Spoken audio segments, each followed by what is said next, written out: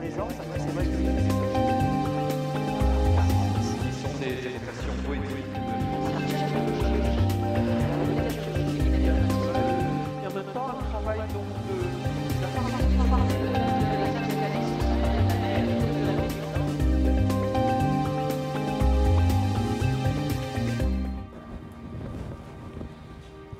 Bonjour à vous tous. Donc aujourd'hui très heureuse de vous présenter l'exposition Pentissa Malati au musée de la photographie Charles Nègre dans le Vieux-Nice Secours Saléya, qui est une exposition qui va être présentée jusqu'à la fin janvier. Et donc je vais vous parler de ce monsieur qui est quelqu'un de très important dans l'histoire, dans le monde de l'image, dans la photographie. Et c'est vraiment un grand honneur que nous avons de présenter cet artiste et ce photographe. Donc pour vous présenter un petit peu le personnage, Pentissa Malati est quelqu'un de très simple, de très humble. C'est une personne aujourd'hui qui est âgée de 80 ans, qui est d'origine finlandaise, qui a découvert la photographie à 9 ans, notamment lors d'une exposition. Il était très jeune avec son grand-père qui s'appelait Family Hoffman. Pour ceux qui connaissent un peu, c'est la grande exposition d'Edward Steichen. Et du coup, il va avoir un grand coup de cœur. Quand même, ses origines paternelle et maternelle, il y a une vraie filiation au niveau de l'art. Son grand-père est orfèvre, sa grand-mère est une des premières photographes finlandaises et c'est quelqu'un qui va avoir très tôt un goût pour le beau, pour l'esthétique, pour le travail de minutie, chose qu'on va très bien voir dans sa photographie. Pentissa Malati va avoir une bourse pendant 15 ans de l'État finlandais, tellement c'est une personnalité, un technicien et photographe hors pair.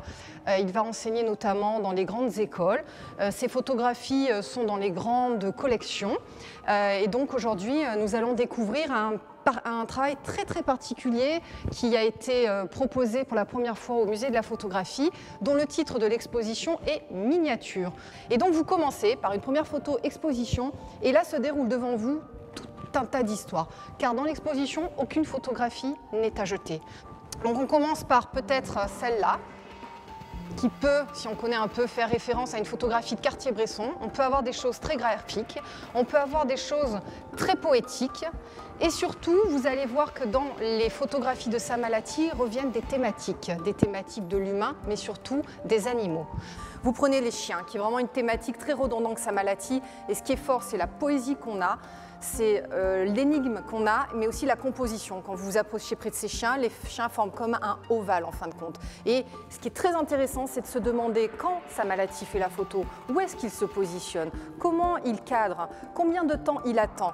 Et donc là, c'est à vous de vous immerger. Toujours pareil, une espèce de composition très théâtrale, très pyramidale, où on voit effectivement Malati qui se pose en contre-plongée en quelque sorte, et puis des choses un petit peu en référence, on va dire, à des grands photographes, au traitement des pictorialistes. Mais le but étant, vous, de construire votre image, le but étant, vous, de vous immerger. Et puis là, des photos les plus poétiques, quand on voit Malati, comment il traite l'enfance en quelque sorte, on a ce chien blanc et ce petit enfant qui exprime vraiment quelque chose de très serein, poétique, mélancolique. Et puis, Malati joue sur les volumes, joue sur les divers plans où les personnages sont de dos, mais on voit une autre personne qui enlace, et toujours dans ce petit cadre. Une autre thématique très présente, le paysage, la nature, parce qu'en fin de compte, tout est en harmonie chez Malati, et vous avez tout ce pont de mur ici, traité de façon très mélancolique avec des dégradés de gris, et vous avez notamment cette image en 1997 prise à Nice. Dans l'exposition, pourquoi un grand maître de la photo? Parce que Malati n'est pas qu'un photographe, c'est un technicien hors pair, c'est un véritable esthète et manipulateur de l'image photographique. Et vous avez 3 images, et si vous vous approchez, les tonalités de l'image sont très différentes dans les tons un peu sépia, dans les tons un peu sélénium. Donc Malati s'amuse à faire, fait des virages sur ces images où on a des tonalités. Ici, c'est pareil, on a cette contre-plongée avec les chevaux. Toujours pareil, ce sentiment avec la nature, les chiens, les animaux. Ici, le chat, mais Malati ne va pas demander au chat de poser. Donc c'est vraiment ce regard de photographe et c'est vraiment lui qui compose avec son œil la photo. Et vous avez une espèce de symétrie et ce chat au milieu. Et on est en Italie. Ici, pareil, en contre-plongée, un petit peu un virage, en Inde, et on a cette vache, et on a ce chien qui est sur le dos de la vache, et on voit Malati qui projette en quelque sorte son appareil photo, et qui est regardeur-observateur. Donc là, on arrive sur un panotage, sur une ligne, qui est très intéressante aussi, qui pas casse, mais qui est dans une autre dynamique de l'exposition, où vous avez quelque chose de très graphique. Nous sommes dans les dégradés, mais surtout nous sommes dans les blancs. Nous sommes dans la surexposition. Mais Samalati va avoir le talent de vraiment la gérer complètement. Une image, une des plus fortes aussi et des plus énigmatiques de l'exposition, où vous êtes ici au Danemark, vous avez cette masse noire de triangle, vous avez derrière une sculpture de caldaire, et comme toujours, le petit jeu, c'est de vous approcher et de voir le couple qui est là. Voilà, donc vous avez des choses très épurées, notamment ici, où vous êtes en Irak, et vous avez cette espèce de tour de Babel qui monte comme ça, qui est très graphique.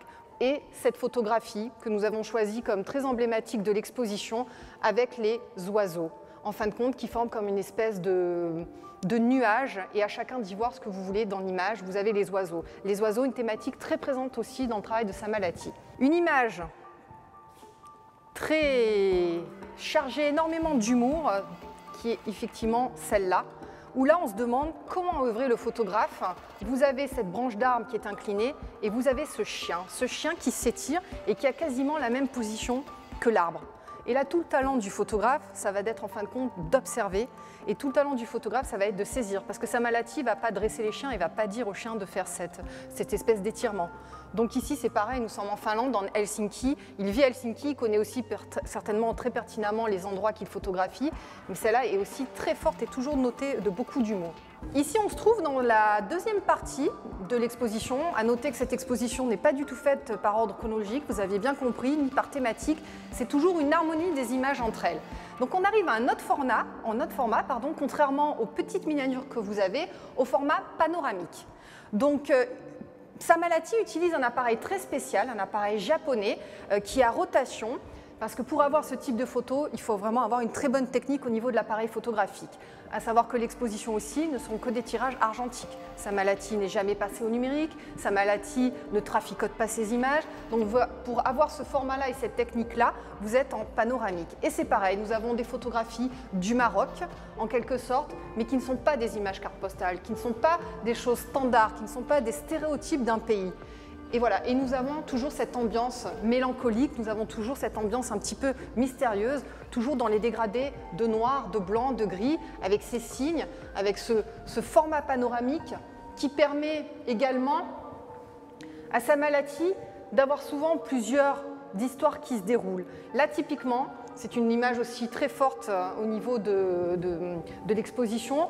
On pourrait scinder la photo comme ça, mais ce qui fait la force de l'image, c'est en fin de compte le reflet que Samalati arrive à saisir, où vous avez le chien. Donc nous sommes en Russie, c'est quelqu'un qui est originaire de Finlande, qui a beaucoup voyagé, notamment avec la bourse dont je vous parlais tout à l'heure, et vous avez les enfants qui est aussi traités de manière très joyeuse, très douce par rapport à son image, et toujours les chiens. Malgré la rudesse du pays et du climat, Samalati arrive toujours à en sortir une certaine douceur. Et puis vous avez des images aussi très intéressantes et très intenses où Samalati est en Inde, c'est pareil, pas de couleur, pas de saturation, mais en fin de compte on voit et on sent très bien un petit peu l'ambiance qui se dégage. Ici c'est pareil, vous êtes sur le Gange et toujours à vous, visiteurs, de faire l'effort, de venir observer et de se coller et de voir que nous avons des barques comme ça et aucun traitement de l'image. Alors petite anecdote, juste qui raconte, parce que les photographes n'aiment pas donner leurs secrets, mais là ce qui est intéressant, c'est que vous avez le chien, vous avez les oiseaux, et il arrive souvent à faire que les oiseaux soient là. Pourquoi? Parce qu'il va mettre des petites graines en fin de compte, et les oiseaux vont venir. Et pour les chiens, il va mettre des espèces de petites bouts d'os ou crustacés, et les chiens vont arriver, donc il arrive à avoir les personnages. Donc il ruse quand même, Samalati, il y a une petite ruse dans son travail. Ici, on se trouve au Japon, on a 3 images, et c'est pareil, donc Samalati arrive à saisir un petit peu l'ambiance du Japon, et là, il explique sur cette image-là, il est à Helsinki, il connaît cet endroit, et c'est pareil, il a mis des petites graines. La branche est tombée, il savait qu'au niveau de la composition, il allait avoir quelque chose de très intéressant et très graphique, et les petites graines, il a réussi à avoir les 2 oiseaux sur la photo. Ces chiens aussi qui font comme un espèce de trapèze au niveau de l'image et de la composition, qui se tiennent droites, qui font comme une espèce de meute, et vous avez cet aspect conique et encore pyramidal de la composition. Ici, vous avez 2 vitrines dans l'exposition qui vous montrent encore une autre qualité de ce grand photographe, où en fin de compte, il y a l'édition. Il va prendre les photos, il va faire son tirage en laboratoire, mais il y a un véritable travail d'édition. de maquettistes, de personnes qui composent. Samalati va réaliser plus de 60 opus, c'est ce qu'il appelle, des livres, donc une vingtaine avec son travail. Et vous avez ici des œuvres qui sont quasiment pas uniques, mais qui présentent le travail éditorial de la photographie. Parce que pour un photographe, c'est important de laisser une trace à travers le livre. Et vous avez cet ouvrage où vous avez la maison Actes Sud, grande maison d'édition française, mais où il y a 4 autres maisons d'édition qui ont coopéré ensemble pour faire l'ouvrage de Samalati. Et c'est une véritable découverte car chaque image a son intensité, son noir et blanc, son dégradé. Ici, on arrive à quelque chose aussi de très particulier dans le travail de Samalati, à savoir que c'est vraiment une volonté de sa part de présenter les photographies que vous avez ici comme une espèce de grand rectangle. C'est très simplement, il est en Estonie, en 1984, vous avez des passants et il a photographié de façon frontale ces personnages où on peut y voir de la mélancolie, on peut y voir de la bonhomie, on peut y voir de la rudesse. Et vous avez un petit peu ces personnages, toujours dans le même masque, qui se répondent avec des portraits de profil, des femmes, des gens qui fument, quelque chose avec un marteau. À savoir que Samalati a écrit aussi une musique parce que c'est quand même quelqu'un assez d'érudit qui a fait des études de mathématiques, des études d'histoire de l'art. Et donc c'est un panneau de photographie très cher à son cœur. On a vu les paysages, on a vu la nature, qui est magnifiée, on a vu les animaux. Et vous avez un petit peu aussi ce travail sur les humains que présente Samalati, notamment en Hongrie, en Roumanie, avec les gitans. Donc il y a une véritable façon aussi de traiter l'humain. Et peut-être cette image un peu plus différente de l'exposition, où on a cette personne très triste, avec un air très, très sombre et ces 2 personnes en arrière-plan, mais à côté de la joie. Et puis c'est pareil, de la dérision ici dans l'État de New York. On ne sait pas quelle est cette culture, ce chien ici, cet enfant à tête un petit peu de singe ou qui paraît très énigmatique. Alors, dernière partie de l'exposition qui est aussi très importante pour nous et aussi importante du travail qu'effectue le musée de la photographie depuis longtemps, c'est une commande qui a été faite en 1997, à l'époque du Septembre de la photo qui était un festival, où il avait été demandé à 10 photographes de faire 10 photos sur la ville de Nice. Et Samalati faisait partie de ces photographes sélectionnés. Et vous avez quelques images qui font partie du fond de la photographie du musée et qui présentent des photographies de Nice. Donc c'est très intéressant cette fois-ci d'avoir l'œil de Samalati sur Nice, notamment cette image de la promenade des Anglais, prise de la colline du château avec cette plante ici, la promenade des Anglais en gris, et qui n'est absolument pas la carte postale traditionnelle qu'on arrive à voir de Nice, avec toujours les personnages. Il est un peu en contre-plongée. Devant, aujourd'hui, la coulée verte, avec tous ces pigeons, et se positionne en contre-plongée. Là, image aussi très poétique avec le petit oiseau. On est devant la maison de Barral, dans les ruelles du Vieux-Nice. On se trouve sur la plage, toujours les éléments, les chiens. Et on termine par encore une autre vision de la promenade des Anglais avec ces oiseaux, aussi grande thématique qui revient dans le travail de Samalati.